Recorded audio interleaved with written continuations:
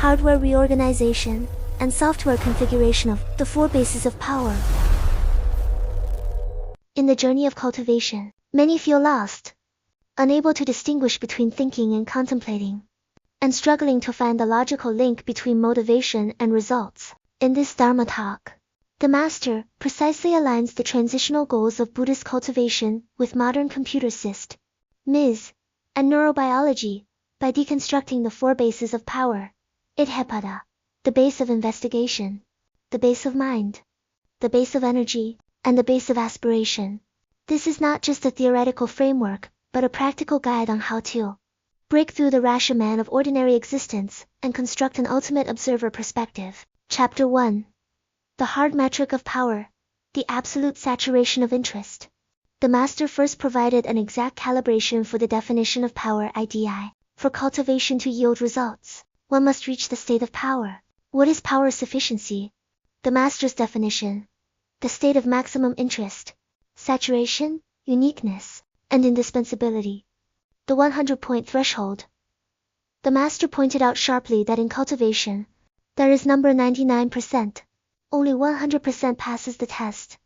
If you only have 50% interest in observing subtle truths, or if you are secretly afraid that succeeding in contemplation will mean losing your worldly pleasures, you haven't even entered the door. Power requires a form of total concentration of psychological energy, a state where all life interests are focused entirely on a single point. Chapter 2. The base of investigation, observational debugging of subtle truths. Core action: observe subtle truths to reach one-pointedness. This is the first step of the 4 applications and the source of all details. Many think contemplation is just closing one's eyes and guessing, but the Master emphasizes that this is subtle observation. What to observe: the points you cannot get past, any obstacle in your life you cannot overcome, e.g., the desire for food. Emotional attachment to entertainment is the object you need to observe. Seeing through the essence of self-harm, the goal of subtle observation is to understand clearly. What do these hobbies of eating, drinking, and playing actually bring you? The Master reveals that when you observe deeply, you find these interests are essentially self-harm, self-injury, and self-destruction. The sublimation of cognition. This realization is not just lip service. It must sublimate into a physiological revulsion, where one absolutely dares not touch those things.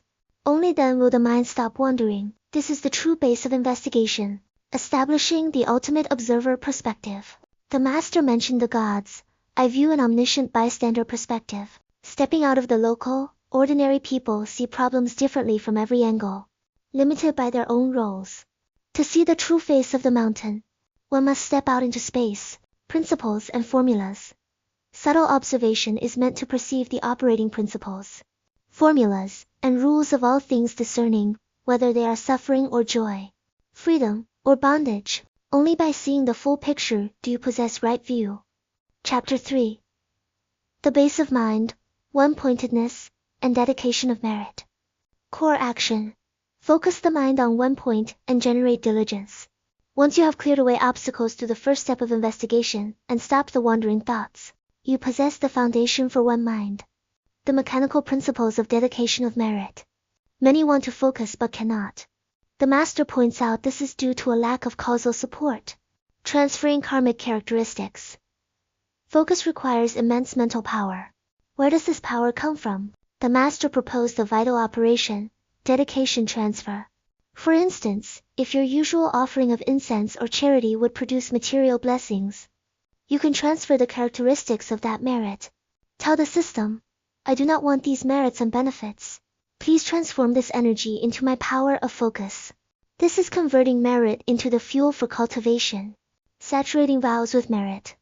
The Master cited the Avatamsaka Sutra. All Buddha activities arise from great vows. All practices of bodhisattvas arise from dedication. Your point of aspiration, wanting focus, is the seed. As long as the vow is saturated with merit, it can bloom and bear fruit. Chapter 4. The base of energy: neural reorganization and OS configuration. Core action: practice with diligence to enter meditative absorption, dhyana. This step enters the physical reconstruction phase. The Master compared this to the setup of a computer system. In one breath, neuroplasticity. The Master explained diligence from a biological perspective. Materialized pathways. Focus is the carving of a path. Diligence is maintaining the momentum of that focus and moving forward without stopping.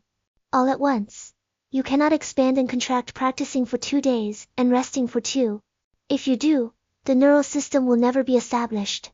You must succeed in a single, continuous effort to rapidly mold the neural pathways that weren't there before. Once the entity is established, you can thicken it later. Configuring the operating system. The master's metaphor is exquisite. Hardware ready. After the first 2 steps, investigation and mind, you possess a complete, clean, and undamaged piece of computer hardware. System setup. Entering dhyana through the base of energy is configuring the operating system for this computer. Without an OS, you cannot run any programs.